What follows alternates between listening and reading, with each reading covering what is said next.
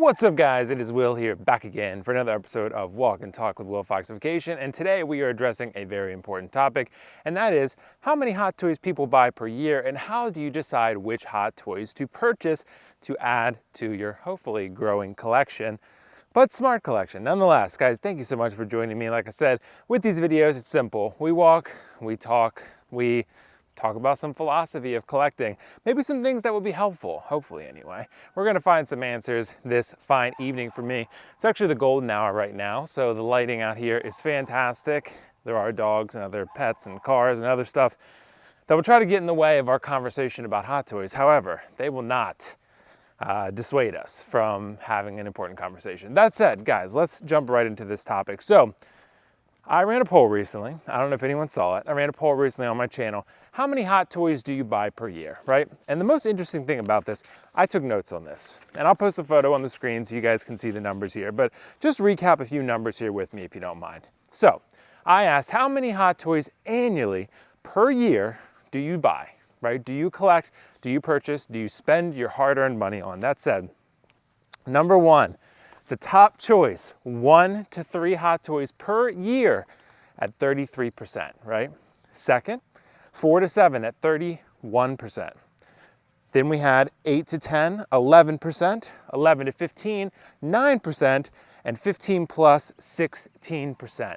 16% is pretty good. That was actually third place. So 15 plus. So there are a lot of collectors out there who are buying more than 15 hot toys per year.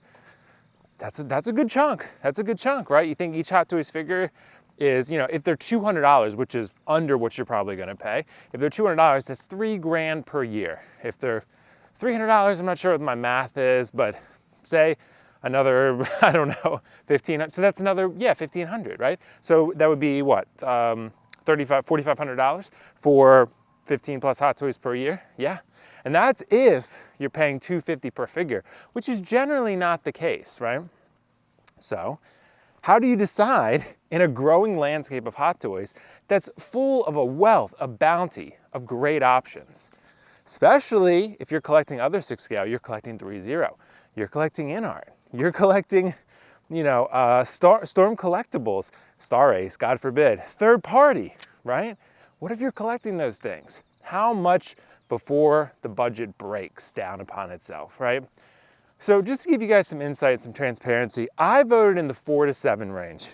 I'm not sure, I'd have to look at my Excel sheet. I probably purchase about maybe 5 to 7 hot toys per year. Maybe it's more than that, I'm not exactly sure, but somewhere around there. I do keep track of all of it, but I just don't know off the top of my head. That said, guys, how do you decide? How do you decide? Because there are so many decisions to be made. There are a million ways we can decide on what we want to add to our collection and what we want to spend our hard-earned money on. So, for me, you guys know, if you've been around for a while, I'm a proponent of something called tier-based collecting. Tier-based collecting, what it was an idea that originated from Carlos Viscardo, and I really like the idea. I put it forth in my own collecting habits. Basically what it is, it tiers the characters that you love and prioritizes the love of a certain character as long as the figure is good in making it important in your collection. So, for example, if I take a character like Loki, that's a tier 1 character for me, right? A tier 1 character is a character you absolutely love. They are at the top of the list. They are awesome. For many people, that would be Darth Vader or Luke Skywalker. Someone really, really important. Someone badass, maybe Han Solo for you, right? Maybe it's Iron Man, right? Those are the tier 1 characters for a lot of people. Captain America. So that's a tier 1 character for many people, right? Mando, another one. Say I take a character like, I like to mess with Yelena, right? Character like Yelena, that's probably like tier 5 or tier 6 for me. That means I don't really care about Yelena. So when I see a Yelena figure come out, even if it were good, I would sit back and say, I don't have room for everything, right? I'm not gonna have all tier 1s in my collection. You're mostly gonna have probably tier 2s and tier 3s by the end of the day, because those are probably the more prevalent overall. But you have to make those decisions, right? And think about it. Just think about it. This year with Hot Toys, I believe there have been 20 plus Hot Toys released thus far. I'd have to check on the math on that. It's somewhere around there. It's a lot, right? So Yeah, it's because I remember there has been, as of, we're in May, right? As of like, the middle of May, there's been, I think, 11 Marvel, 9 Star Wars, and like 4 DC releases, I think. So yeah, it's a lot, guys. And as far as announcements, it's not that far off. So think about it. We're probably gonna get maybe 50 releases by the end of this year, maybe more than that, right? 50 releases. So you have to think, if 64% of people are collecting 1 to 7 Hot Toys per year, those Hot Toys have to be pretty special to them for them to go out and buy it. And that could have been why, in the times of overproduction that we've been seeing over the last couple years, a lot of these figures, even the popular ones, have been sitting. Because not everyone needs every version of Mando. Not everyone needs every version of Captain America, or Iron Man, or Thor, right? As great as those characters are, and think about the lower tier characters for most people. Think about the Visions, the Yelenas, the other characters that have been sitting, Lando, right? Great characters, but characters that are not exactly high up on the totem pole for most collectors. So, in inevitability, in a time where they think, yeah, we're gonna produce the hell out of these. Well, collectors say, we're in a recession, we have a tight budget, I can buy 7 Hot Toys per year or less. Most collectors are buying 1 to 3, right? Those characters probably ain't making the top 3 to 7 for most people in a given year. And that's the tricky part that I think we as collectors need to understand sometimes, all of us. And this is a way in which I feel this poll was really enlightening, because I looked at this and said, a lot of us do this, all of us do this. We say, well, they should make X character, they should make Y character. But at the end of the day, if most collectors are only buying 1 to 7 Hot Toys per year, is that character that you're suggesting going to make the top 7? In most cases, probably not. Are there enough collectors to still make it worthwhile? Yes, maybe depending upon the character. But this could be a reason maybe we're starting to see limited production runs, because Sideshow's not keen on sitting on dead stock, right? They just announced today they're not going to San Diego Comic-Con. There could be financial troubles. We don't know, right? So they've been doing sales left and right. They don't like that. They don't want to sit on this dead stock. They don't want to devalue their top brand in Hot Toys that they work with. No way, no way. So that could be a reason that we're seeing all this dead stock, and that we're seeing, maybe it was an overestimation of the market, because when COVID, it seemed like collecting, all aspects of collecting, not just Hot Toys, baseball cards, autographs, memorabilia, whatever, everything was booming because everyone was stuck at home and bored, right? And everyone was collecting, and this included Hot Toys, and there was a boom, and people wanted to collect new things. Then when the real world opened back up, people said, I want to go back to the beach, right? I don't want to collect Hot Toys anymore. And the people that were maybe, not as interested long-term dropped out. That's what happens. That's what happens, right? So, if we're on the idea of how do you actually decide, well, I think there are a couple ways that you can make those determinations. One, I feel like tier-based collecting is really important. I'll put a link in the description below that you can check it out. Again, it's not going to be for everyone, but I do feel it helps you prioritize who is important to you and helps you really organize your thoughts and your love for certain characters, because that character that you're thinking about buying might not be as important to you as you thought once you put your ideas down and list them out in tiers. This has happened to me innumerable times. It's really, really important. So, first thing, create tiers. Like I said, I'll put the link to the video in the description below. That can really help collectors. It'll help you organize and, tier out your characters that you're thinking about buying, and the ones, of course, that you have in your collection. You also need to determine the amount of space that you have in your collection. In your collection room, right? Your man cave or woman cave, whatever cave you have for collection, that's the cave that you want to measure out and make sure you know what space you have. I'm getting module spaces here soon. I can fit about 17 figures in 4 different cases, so 17 per case, right? So I've built out a whole document sort of aligning how these figures are going to go, how they're going to be aligned and displayed, and what figures I can fit in each one. I think another really important aspect is themes. Themes are crucial. We've talked about this on the podcast a lot. Guys, by the way, check out Lights Camera Kiko Collects every Friday at 5 p.m. Eastern. We do a great live stream. You guys would love it if you're not already watching. Really, really fun. And we talked about themes quite often. Themes are kind of important in collecting, right? Because when things are organized and they have themes that go well with each other, that just looks like a really cool display. At the end of the day, you're not making a collection to please other people, but you are making a collection that looks clean and is the best representation of you, right? There's nothing wrong with that. You should make, it's like a, it's like a fun hobby job resume, right? On your resume, it's that ideal polished version of you. Your collection should be no different.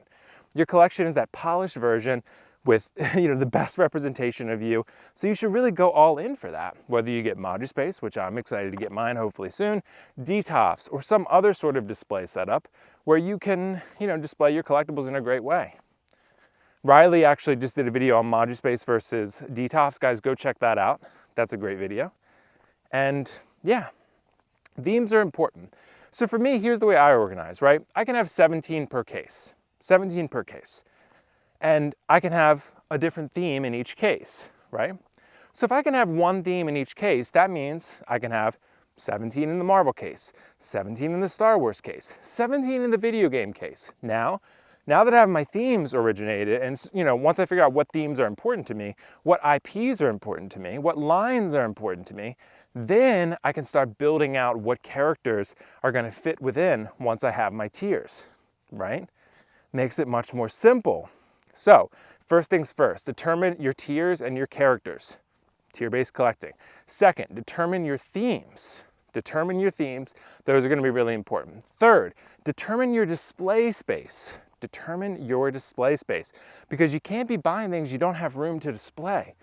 Not going to be a winning formula long term, is it? Because you're going to have stuff that you're super excited to display that you legit have no room to display in your collection room. That's not fun, that's stressful. That's the opposite of what collecting should be about. I wouldn't recommend it. So we already have 3 steps right there. 3 steps. And then, again, you gotta know your collection budget. Number 4, right? Know your budget. An annual budget I feel like is so important because it keeps you accountable. Accountability is really important in this game because it is so easy to lose yourself and really just become overwhelmed with the amount of great options that you have and overextend your budget. I've done it. I've learned the hard way from it.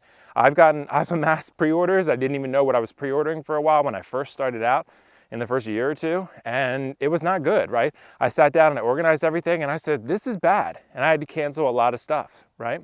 Most of us work middle-class salaries, middle-class jobs. For the higher earners, that's great. If you can afford more, go be my guest, get more. But I think a collection that's curated, that represents you, is better than anything else we could go for, right? Because when I walk into someone's collection room or my own collection room, I want to feel like, hey, that's Will's collection room, right? He has Mortal Kombat, he has Loki, he has Pennywise, he has Sephiroth and Cloud, and he has, like Cad Bane and Darth Vader, the characters that he absolutely loves, right? That's the stuff that's important. You say, damn, that's Will's collection right there. He has Game of Thrones. He has a 1/6 scale Drogon. Who else has that? They made 144 of those things, right? You know the stuff that I love, and you know the stuff that you love. And you want other people to feel that. You want other people to feel that passion, that organization, that cleanliness. Guys, when you have a collection that is curated, that is displayed well, it's an attention grabber. When people come to your house for parties and stuff, they're gonna be like, dude, can I see the collection room? Because people do it with Kiko all the time. People go to his house and say, dude, can you turn on the lights? Like, I wanna see the collection. Because he's got it organized and curated, right? And he has like 300 figures. Like, I'm gonna have about a little under 70. So, yeah, it's pretty crazy, guys. It can be done. Look how beautiful it is out right now. It's so nice out. So nice. It's a good day to be in nature. So yeah, guys, I would say honestly, those are probably the 4 steps. There's really not much more to it than that. Those help you decide which ones to buy and which to pass on.